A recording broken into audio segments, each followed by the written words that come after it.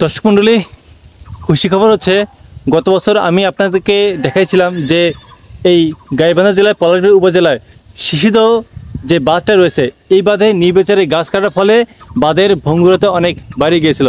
তবে আলহামদুলিল্লাহ যে আজকে যখন আমি এতদিন পর আসলাম এবং দেখলাম যে যে জায়গাগুলোতে গাছ কাটা হয়েছে সেই জায়গাগুলোতে নতুন গাছ রোপণ করা হয়েছে। এই যে দেখুন, এই সবগুলো জায়গা কিন্তু গাছ সবগুলো কেটেছিল এবং দেখুন এই যে নতুন নতুন গাছ কিন্তু লাগানো শুরু করছে এবং গাছগুলো অনেক বড় হচ্ছে। যাই হোক, অনেক অনেক ভালো কাজ করা শুরু করছে। যাই হোক, আমার খুবই খুবই ভালো লাগছে যে এই যে দেখুন, এই যে জায়গাগুলোতে এই যে দেখুন গাছ কাটা রয়েছে এবং নতুন নতুন গাছ লাগানো শুরু করছে।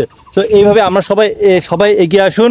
আমরা আমাদের এই গ্রামীণ এই সমস্যাগুলো তুলে ধরতে চাই এবং এই সমস্যাগুলো তুলে ধরার মাধ্যমে সমস্যার সমাধান করব।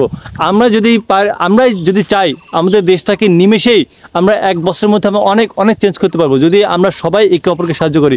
আমাকে যারা সাহায্য করেছেন আমার খুবই খুবই ভালো লাগছে। যে আসলে আমার খুবই খুবই আমি আসলে ভাষায় প্রকাশ করতে পারতেছি না যে আমার এত ভালো লাগছে যে আসলে এত বড় একটা প্রজেক্ট, যে এই গাছ কাটার ফলে যে প্রবলেমগুলো তৈরি হয়েছিল এবং সেই জায়গাগুলোতে নতুন গাছ লাগানোটা খুবই ভালো লাগছে। এই জন্য আমি চাই যে আপনারা আমার মতো সবাই অন্যান্য যারা গ্রামে অন্যান্য এলাকায় যারা আছেন তারা সবাই এগিয়ে আসেন, বেশি বেশি গাছ লাগাই এবং অন্যান্য যে প্রবলেমগুলো আছে প্রবলেমগুলো সলিউশন করার চেষ্টা করি। দেখবেন আমাদের যুব সমাজের হাত ধরে এই দেশটা অনেক অনেক এগিয়ে যাবে। আশা করি আপনারা আমাকে সাহায্য করতেছেন এবং আরও করবেন।